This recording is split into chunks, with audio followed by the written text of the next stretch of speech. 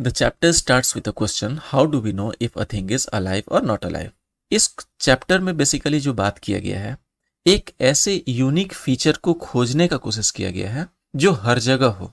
ठीक है, ऐसा नहीं कि किसी एक केस में है, किसी एक ऑर्गेनिज्म में है, नहीं, कोई एक चीज जो सभी जगह हो।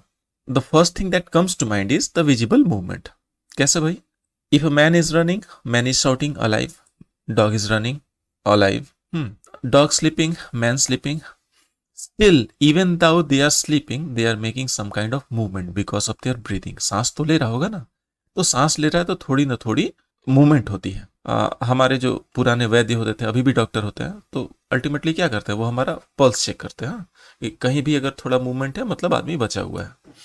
एनीवे, अच्छा, प्लांट में देख लेते हैं क्या हो सकता है। प्लांट में विजिबल मूवमेंट तो नहीं होता है, क्योंकि plants although they move but it's because of the wind, अपने से नहीं मूव करते। हाँ, अभी छुई मुई माने कि माइमोजा प्यूडिका और पिचर प्लांट, उसको नहीं कंसीडर करेंगे क्योंकि वो तो स्पेसिफिक केस में होता है। ऐसा तो नहीं कि सारे ही पौधे छुई मुई की तरह रिएक्ट करते हैं। और उसके अलावा भी, जैसे अगर हम पकड़ते हैं कि लीफ का कलर ग्रीन है, तो सारे पौधों के लीफ के कलर ग्रीन नहीं होते। बहुत सारे शो प्लांट हैं, उनका कलर ब्राउन होता है, येलो होता है। ठीक है, चितकबरा होता है, मतलब multiple patches are there, multiple patterns are there. तो ग्रीन कलर भी यूनिक नहीं मान सकते। ग्रीन कलर एक ऐसा फीचर है जो कि सारे प्लांट्स में है ही।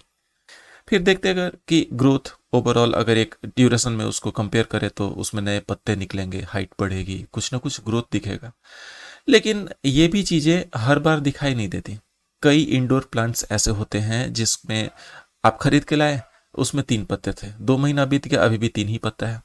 न वो पत्ता बड़ा हुआ, न वो कहीं और से कुछ उसमें फूल निकले, न कुछ हो रहा है। वो because there is very limited growth, very minimal growth. वो जस्ट अपने को जहां पे था वहां पे सस्टेन कर रहा है। बहुत सारे इंडोर प्लांट्स में ऐसे होते हैं। सो यहाँ पर हम विजिबली कोई भी चीज हमको ऐसा नहीं मिला जो सारे प्लांट्स में, सारे एनिमल्स में पक्का कि वो होगा ही। ठीक है, ऐसा कोई फीचर अब तक नहीं मिला। इतने सारे डिस्कशन के बाद जो हम पहला कंक्लूजन निकालते हैं वो क्या है? Visible movement are not the deciding parameter for being alive और नॉट अलाइव। विजिबल मूवमेंट को देखकर हम ये डिसाइड नहीं कर सकते कि वो अलाइव है ही। फिर भी कुछ दूसरा चीज ऐसा है जो कि सर्टन है। ठीक है, देखने से समझ में नहीं आता, लेकिन वो सर्टन है। और वो क्या है? Molecular movement. पहले समझते हैं मॉलिक्यूलर मूवमेंट क्या है। ठीक है, molecular movement, molecular activities, these are something, some processes that always go on inside a living organism। किसी भी ऑर्गेनिज्म में, छोटा हो या बड़ा हो, ठीक है, यूनिसेलुलर हो या मल्टीसेलुलर हो, प्लांट हो या एनिमल हो, कुछ मॉलिक्यूलर एक्टिविटीज हैं जो कि होते ही हैं। हम लोग सीड खरीद के लाते हैं मार्केट से, बादाम हुआ, चना हुआ, मटर हुआ। जब ये सीड खरीद कर लाते हैं, ये कैसा होता है? प्लास्टिक के पैकेट में बंद होता है। ठीक है, सूखा होता है, ड्राई। कई बार हम लोग घर में भी स्टोर करके रखते हैं, तो सुखा के ही रखते हैं। 6 महीने बाद यूज करेंगे या अगले साल यूज करेंगे, तो सुखा के रखा जाता है। ठीक है, even though before buying they were in the cold storage. या फिर हो सकता है आपने भी उसको कभी ना कभी अपने रेफ्रिजरेटर में स्टोर किया होगा कि भाई अंकुर ना निकल जाए तो रेफ्रिजरेटर में रखते, खराब ना हो जाए, वैसे भी उसकी सेल्फ लाइफ बढ़ जाती है, उसको स्टोर किया होगा। तो पता नहीं चलता कि ये लिविंग ऑर्गेनिज्म है कि नहीं है। कब तक नहीं पता चलता? आप उसको पानी में डाल दो, 2 दिन बाद देखो। 2 दिन बाद क्या होता है? ये जो चना है ना, इसमें से अंकुर निकलते हैं। ये अंकुर फ्यूचर में रूट बनता है। इसी में से कुछ शूट निकलते हैं, पत्ते निकलते हैं, एक पौधा निकलता है। और तब जाके पता चलता है कि ये चना जो था, विजिबली तो कोई सिम्टम नहीं थे इसमें कि ये लिविंग है या जस्ट एक डेड पार्टिकल है, डेड सब्सटेंस है। लेकिन फिर भी क्या चना में उतने दिन से डेड था और आज अचानक से लाइफ पैदा हो सकता है? ऐसा तो नहीं हो सकता। किसी भी चीज में अचानक से लाइफ तो नहीं आ सकता। लाइफ उसमें हमेशा से था। हमको दिखाई देता है तब जब उसको हम पानी में डालते हैं। ठीक है, but life was always there, even though it did not represent any kind of symptom, it did not represent any kind of symbol, but there was a life in a miniature form. एक छोटा संक्षिप्त रूप में था, but it was there all the way when it was packed in the plastic bag, when it was stored in cold storage। हमेशा उसमें life था। अगर थोड़ा सा ऊपर से केवल देखें तो दिखता तो नहीं है, न हिल रहा है, न सांस ले रहा है, न कुछ भी कर रहा है, लेकिन वो सांस ले रहा है। There are some activities they always go on. वो एक्टिविटीज क्या है, ये चना जो है वो रिस्पायर करता है, एक्सचेंज ऑफ गैसेस होते हैं, ये रिपेयर भी करता है, इसमें इसका खुद का एनर्जी जनरेशन होता है जिसमें कि ये अपने आप को एनर्जी नीड पूरा करता है, फुलफिल करता है। ठीक है, तो ये चना जो है वो सारे काम करता है, बहुत ही रिड्यूस्ड वे में करता है, जो कि विजिबली दिखाई नहीं देता, लेकिन ये करता है। कब तक? जब तक कि आप इसको रोस्ट नहीं कर देते। अगर आप इसको तवा पे भूज देंगे और उसके बाद at that case it will be just reduce to a snacks, you can eat them, वो लाइफ लॉस्ट हो जाता है। But until you roast them, they are still a life in miniature form, they are still a life in reduced form।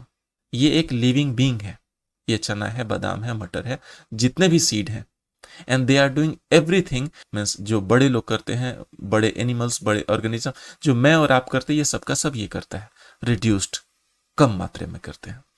ये अंडा when 20 days 25 days पास, क्या होता है, इसमें से एक नया चिकन निकलता है। तो this egg also contains life. ये देखने में ज्यादा कन्विंसिंग लगता है, लेकिन same thing goes on here also. ये हमने उसको मिट्टी में डाला, ये पौधे निकल गया, पौधा निकल गया, तब रियलाइज किए कि इसमें लाइफ था, क्योंकि life can not be generated spontaneously. अब जब मॉलिक्यूलर मूवमेंट या मॉलिक्यूलर एक्टिविटी इसकी बात हुई है, तो एक स्पेशल पार्टिकल जिसको डिस्कस करना है हमको, वायरस। ठीक है, viruses are some special particle, they are neither fully non-living nor fully a living being, they are kept somewhere between living and non-living। क्यों? ये जो वायरस है ना, जब ये लिविंग सेल के बाहर रहता है, this behaves just like a dead particle, एक धूल का कण है उसी की तरह। इसमें it shows no kind of absolutely no molecular activities. आप उसको ऑब्जर्व करेंगे माइक्रोस्कोप में, कोई एक्टिविटी नहीं मिलेगा आपको। But when it enters a living cell, living cell क्या हो सकता है, कोई भी होस्ट, माने कि आदमी, मेन और होस्ट। ठीक है, सारे जानवर, एनिमल्स, उसके बाद फिर प्लांट्स है, plants also serve as a host, and then there are some bacterias, they also serve as a host to the virus. मतलब कि वायरस जो है वो कुछ बैक्टीरिया को भी इन्फेक्ट करते हैं। ठीक है, और when they go inside a living cell, whoever it be, जब ये लिविंग सेल के अंदर जाते हैं, दे immediately start showing some activities that proves that they have a potency to behave like a living being। They starts replicating, they starts multiplying, they starts growing in number। वो सारे काम करते हैं जो कि एक लिविंग ऑर्गेनिज्म को करना चाहिए। सिंस बाहर ये कोई एक्टिविटी शो नहीं करते, मॉलिक्यूलर एक्टिविटी शो नहीं करते, इसलिए either they are kept in both groups, living group and non living group, और they are kept between living and non living. ठीक है, ये हमारा बिटवीन वाला वर्ड ज्यादा अप्रोप्रिएट होगा, ज्यादा रेलिवेंट होगा।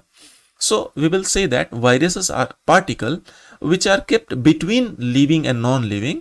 when they are out of the living cell, they behave just like a dead particle, the dead substance, but the moment they enters the living cell, at that time they starts behaving like a normal any other living being। So now that we know that molecular movements या molecular activities ये हमेशा चलते हैं। So these activities cause some wear and tear, कुछ wear and tear होता है इन molecular activities के कारण। We have to take care of this wear and tear। जैसे मान लो कि एक कोई ऑर्गेनिज्म है, उसमें 1,00,000 सेल है, ठीक है, और हर दिन 10 सेल उसका मर रहा है, किसी भी कारण से वो डैमेज हो रहा है, मर रहा है। अगर उस 10 सेल को जो कि डैमेज हो रहा है उसको रिप्लेस नहीं किया जाए, धीरे धीरे 10-10 करके वो सारे सेल मर जाएंगे। और सारे सेल मरने की जरूरत नहीं है, एक सिग्निफिकेंट अमाउंट ऑफ सेल मर जाएंगे, वो फंक्शन के बगैर खुद ही ऑर्गेनिज्म मर जाएगा। तो अगर पर डे 10 सेल मर रहे हैं, तो मुझे पर डे 10 सेल उसमें नए रिप्लेस करने होंगे। Means we need to take care of this wear and tear, and for that the process is called maintenance, repair और मेंटेनेंस। ठीक है, यहां से हमारा पहला डेफिनेशन आता है लाइफ प्रोसेस का। क्या है?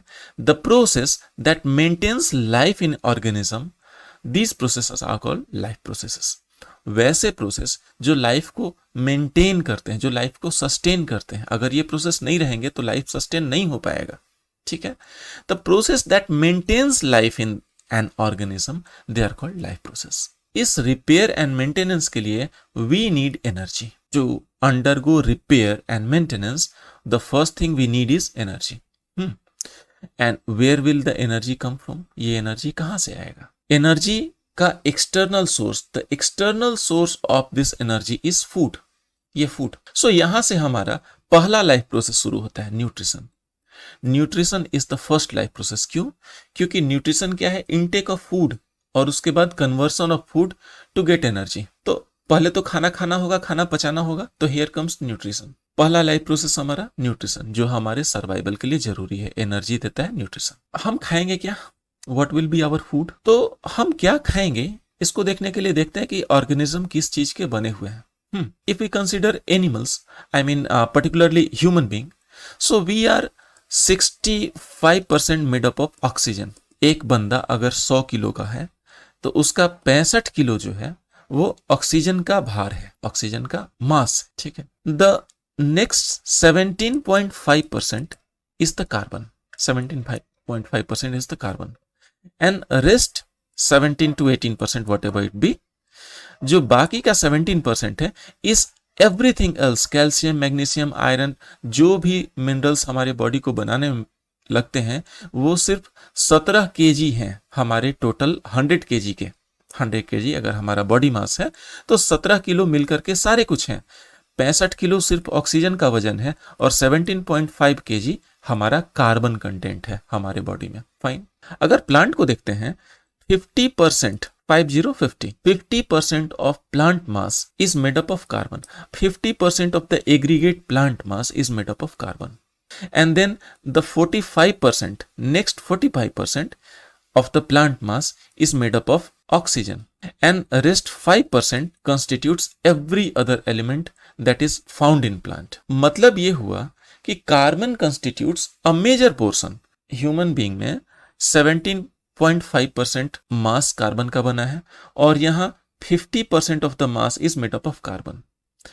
तो carbon makes life, carbon makes our structure, organic structure. So since life is made up of carbon, so the food that we consume has to be based on carbon. We have to consume carbon based food. हम जो भी खाएंगे वो कहीं ना कहीं से हमको कार्बन का स्रोत होगा, जो कार्बन हमको प्रोवाइड करेगा। प्रॉब्लम ये है, हमारे पास जो बाइक होता है ना, हीरो होंडा, ठीक है, बाइक में जो उसका फ्यूल होता है, तेल, जब बाइक को चलाना होता है, जितनी तेज चलाते हैं उतना तेज एक्सीलरेटर लेते हैं और उसी हिसाब से उतना तेज फ्यूल कंजम्पशन होता है। और जब बाइक नहीं चलती है तो फ्यूल कंजम्पशन बिल्कुल नहीं होता। गाड़ी बंद किया, तेल नहीं खर्च हो रहा है, 2 महीने पार्क करके रख दिया, 2 महीने तेल की जरूरत नहीं है। लेकिन हमारे केस में ऐसा नहीं है, हमको 24 आवर एनर्जी चाहिए। हम सो रहे हैं तब भी एनर्जी चाहिए, ठीक है। अच्छा, बाइक तेज चल रहा है तो उसको तेज एनर्जी चाहिए, मेरे लिए भी है। अगर हम दौड़ रहे हैं तो हमको भी ज्यादा एनर्जी चाहिए, सो रहे हैं तो कम एनर्जी चाहिए, लेकिन एनर्जी हमेशा चाहिए, क्योंकि बाइक की तरह एक बार टर्न ऑफ होके हमको किक से रीस्टार्ट नहीं किया जा सकता। वी नीड एनर्जी, लेकिन we don't eat food all the time. अगर हम हमेशा नहीं खाते हैं लेकिन एनर्जी हमको हमेशा चाहिए, तो हमारे केस में जैसा बाइक में होता था directly the oil was use to generate energy, हमारे केस में food is not directly use to generate energy. हम एक इंटरमीडिएट सब्सटेंस बनाते हैं। ये फूड जो है पहले डाइजेस्ट होकर के एक इंटरमीडिएट सब्सटेंस बनाता है और ये इंटरमीडिएट सब्सटेंस से एनर्जी जनरेट की जाती है। ऐसा क्यों? क्योंकि ये जो इंटरमीडिएट सब्सटेंस है इसको हमारे बॉडी में स्टोर किया जा सकता है और इसको रेगुलेट करके एनर्जी लिया जा सकता है।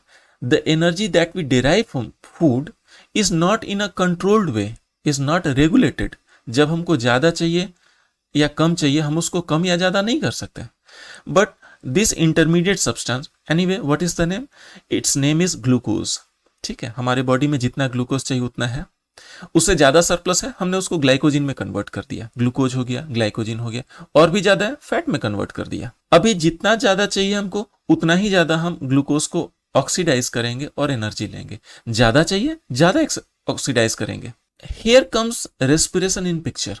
Oxidation of food is the best way to generate energy in a very much controlled way. जब हमको कम चाहिए कम, जब हमको ज्यादा चाहिए ज्यादा। इसीलिए खाना हम 24 आवर नहीं खाते, लेकिन खाने को जो ऑक्सीडाइज करते हैं ना, हमारा सांस लेना, ब्रीदिंग हम 24 आवर करते हैं, नींद में भी ब्रीथ करते हैं। So respiration is a way to oxidise this glucose to generate energy in a controlled way. जब आपको ज्यादा चाहिए तब आप हेवी ब्रीथ करते हैं, जैसे दौड़ रहे हैं। जब आप सो रहे हैं उस समय हार्ट रेट कम होता है, ब्रीदिंग कम होता है, क्योंकि requirement of energy is less. So respiration is the second process why nutrition can give us energy, but our energy comes in two steps. We convert food into a intermediate substance, that is the glucose, that is the glycogen, that is the fat, and then we convert this glucose to generate energy in a very much controlled fashion, controlled way. So that controlled generation of energy requires oxidation of food, oxidation of glucose, and this is the respiration. Respiration हुआ ताकि हम energy जो ले रहे, और वैसे भी रात को सोए सोए तो एनर्जी नहीं मिलेगा, आप सोते सोते तो खाएंगे नहीं, तो जो ये जो इंटरमीडिएट थिंग है वो आपके बॉडी में स्टोर है, जिससे आप एनर्जी ले सकते हैं। बॉडी में जितने सेल हैं, each and every cell needs this nutrients and oxygen, because every cell needs the same thing for their survival. ये nutrition and oxygen जो है, nutrients and oxygen जो है, they have to be transported to each and every cell of our body. So we should have a transport mechanism to transport everything to every other living cells in our body. Transport system या circulatory system. And then अगर कोई भी cell कुछ काम करेगा, ultimately उसमें से कुछ मेटाबॉलिक वेस्ट निकलेंगे, और we have to get rid of that metabolic waste because they are harmful for us. We can not keep it in our body, we have to eliminate this metabolic waste. तो metabolic waste को collect हम लोग कर लेंगे इसी transport system से, और उसको ले जाकर के इकट्ठा किडनी में, और फिर उसको प्रोसेस कर देंगे आउट ऑफ बॉडी, वो निकल जाएगा, डिस्चार्ज हो जाएगा. So we need a specific organ or specific system to excrete the metabolic waste. ठीक है, we are not talking about the undigested food, that is called egestion. ये वो नहीं है. मेटाबॉलिक नाइट्रोजन बेस्ड जो वेस्ट होते हैं उनको बाहर निकालने के लिए ये है एक्सक्रीशन, जो हमारा किडनी काम करता है. ठीक है, so these are the 4 processes that we need to maintain life in organism. ठीक है, दिस वॉज द इंट्रोडक्शन. हम लोग इसको 1 by 1 करके डिस्कस करेंगे थोड़े डिटेल में. Anyway, thank you.